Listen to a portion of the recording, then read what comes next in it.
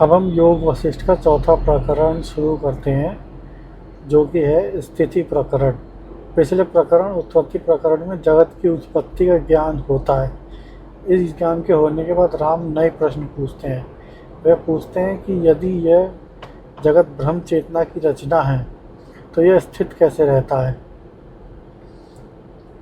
और इसे बनाए कौन रखता है। वशिष्ठ बताते हैं कि जैसे स्वप्न जब तक नींद है तब तक स्थित रहता है, उसी प्रकार जगत ब्रह्म के आश्रय में ही स्थित रहता है। ब्रह्म इस जगत का न केवल उत्पत्ति स्थान है बल्कि स्थिति स्थान भी है। जगत की स्वतंत्र सत्ता नहीं है, वह ब्रह्म में है, ब्रह्म से है और ब्रह्म के लिए है, यानी कि वो ब्रह्म में ही लिप्त है। फिर वशिष्ठ आगे बताते हैं कि जैसे जागृत, स्वप्न और सुषुप्ति तीन अवस्थाओं में अनुभव अलग अलग होते हैं, वैसे ही जागृत में स्थूल जगत का अनुभव होता है, स्वप्न में सूक्ष्म मन और सुषुप्ति में सब शांत हो जाता है। पर इन तीनों में एक तत्व अपरिवर्तित रहता है, वह है साक्षी चेतना, जो तीनों को देखती है। यही चेतना आत्मा है। जैसे रंगमंच पर पात्र बदलते रहते हैं स्टेज पर दर्शक वही रहता है, वैसे ही अनुभव बदलते हैं पर अनुभव करने वाला आत्मा सदा एक ही है और अपरिवर्तित रहता है। फिर वशिष्ठ ज्ञानी की दृष्टि का अद्भुत वर्णन करते हुए कहते हैं कि साधारण व्यक्ति को जगत में भेद दिखता है। पत्थर और सोना अलग दिखता है, शत्रु और मित्र अलग दिखते हैं, सुंदर और कुरूप अलग दिखता है, पर ज्ञानी को सर्वत्र एक ही ब्रह्म दिखता है। वह पत्थर में भी, मनुष्य में भी और आकाश में भी, नदी में भी, सब में एक ही अखंड चेतना दिखता है। इसलिए ज्ञानी को न किसी से ईर्ष्या होती है, न किसी से द्वेष होता है।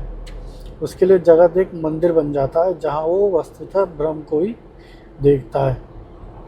वशिष्ठ पुनः स्वप्न दृष्टांत यानी स्वप्न का एग्जाम्पल देते हुए, नींद का एग्जाम्पल देते हुए इस स्थिति को समझाते हैं। स्वप्न में जब तक नींद है तब तक स्वप्न है। स्वप्न जगत स्थित रहता है नींद के कारण। उसके पहाड़, नदियाँ, लोग सब वास्तविक लगते हैं। जागने पर वे सब मिट जाते हैं। जागृत जगत भी इसी प्रकार ब्रह्म चेतना में स्थित है। जब माया की नींद खुलती है तब ये सब मिट जाता है। ज्ञान का जागना ही माया की नींद का टूटना है। इसके बाद जगत स्थित रहता है पर उसकी स्वतंत्र सत्ता का भ्रम मिट जाता है। उसकी जो इम्पोर्टेंस होती है एक तरीके से और उसकी कार्य प्रणाली होती है, उसमें से एक तरह से भ्रम मिट जाता है। वशिष्ठ माया की असाधारण व्यापकता को वर्णन करते हैं। वे कहते हैं कि माया इतनी सूक्ष्म और सर्वव्यापी है कि बिना ज्ञान के इसे पकड़ना असंभव है। वह हमारी इंद्रियों में, हमारे विचारों में है और भावनाओं में है हमारी। यहाँ तक कि ये जो विचार है कि मैं माया से परे हूँ, यह विचार भी माया ही है। माया की सबसे बड़ी शक्ति यह है कि वह स्वयं को छुपाती है। जैसे आँख अपने आप को नहीं देख सकती, वैसे ही माया अपनी माया को स्वयं नहीं देख सकती। इसलिए गुरु और शास्त्र की आवश्यकता होती है। फिर आगे वशिष्ठ एक महत्वपूर्ण और क्रांतिकारी बात बताते हैं कि मुक्ति के लिए संसार छोड़ना आवश्यक नहीं है।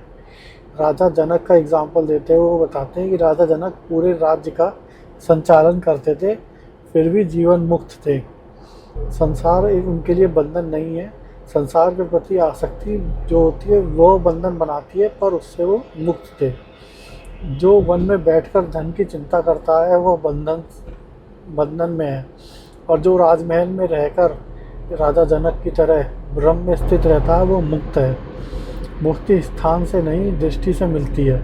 इसलिए संसार को न त्यागो न आसक्त हो, उसमें ज़्यादा घुलो मिलो और यह सत्य जानकर जियो। वशिष्ठ कर्म और ज्ञान को परस्पर विरोधी नहीं मानते। वे कहते हैं कि ज्ञान होने के बाद भी कर्म रहते हैं। कर्म जैसे हैं वैसे होते रहते हैं, बंद नहीं होते। अंतर यह होता है कि अब कर्ता भाव वो मिट जाता है।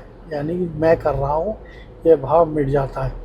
ज्ञानी कर्म करता है पर मैं कर रहा हूँ का अहंकार नहीं रखता।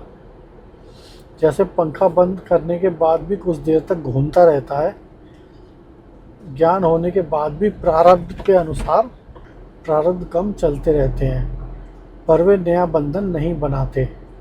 ज्ञानी का कर्म निष्काम और निरंकार होता है, इसलिए वह बंधन नहीं, मुक्ति का साधन बन जाता है।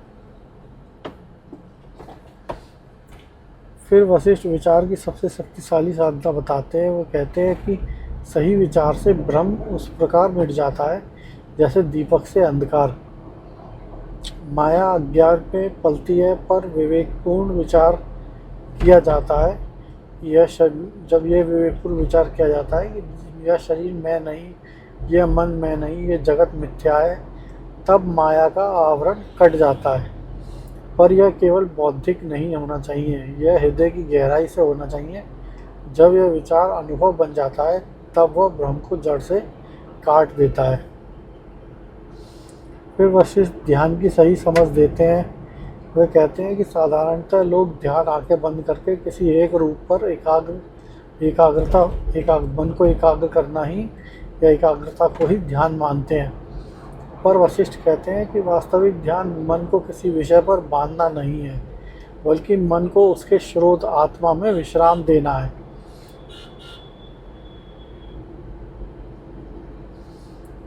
जैसे थका हुआ पक्षी घर लौट जाता है, वैसे मन आत्मा में लौट आए, यही ध्यान है। यह एकाग्रता नहीं, विश्रांति है। जब मन अपने स्वभाव में टिक जाता है, तब आत्मा स्वयं प्रकट होती है। फिर वशिष्ठ समाधि और सामान्य व्यवहार के संबंध को स्पष्ट करते हैं।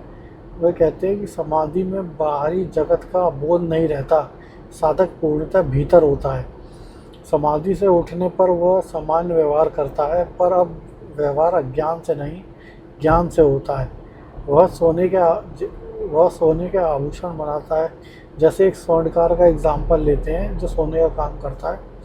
वो कहते हैं कि जैसे एक स्वर्णकार सोने का आभूषण बनाता है, बेचता है, पर जानता है कि यह सोना ही है, वैसे ही ज्ञानी जगत में व्यवहार करता है, पर जानता है कि यह सब ब्रह्म ही है।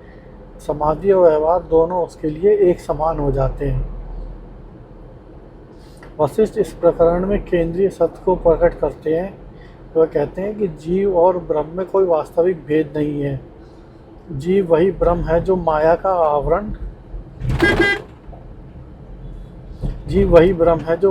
आवरण के कारण अपने को भूल गया है। जैसे सोना गहने का रूप लेता है और अपने को गहना मानने लगता है, पर वह सोना ही है। उपनिषद का महावाक्य तत्त्वम असि, वह ब्रह्म तुम हो, यह इस प्रकरण का सार है। जीव भाव माया में है, ब्रह्म भाव सत्य है।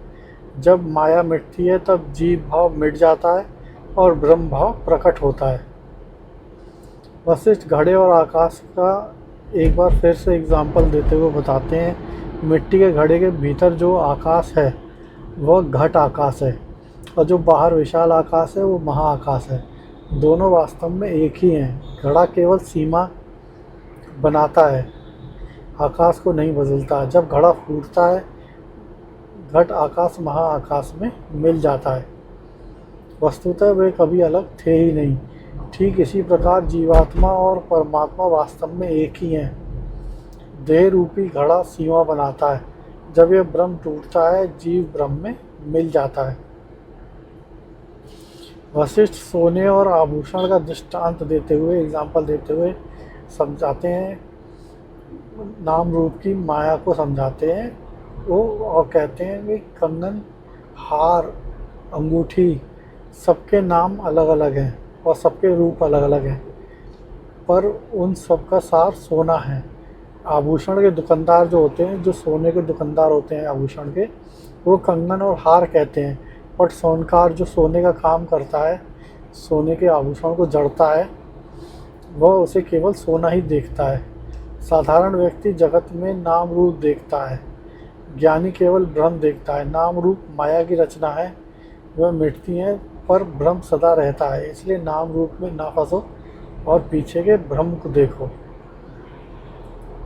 इसी के साथ ये वाला प्रकरण यहाँ पे इस प्रकरण का पहला भाग समाप्त होता है। दूसरे भाग में देखेंगे हम 5 कोश के विचार के बारे में। वशिष्ठ कैसे तैत्तिरीय उपनिषद के 5 कोश की विवेचना को समझाते हैं।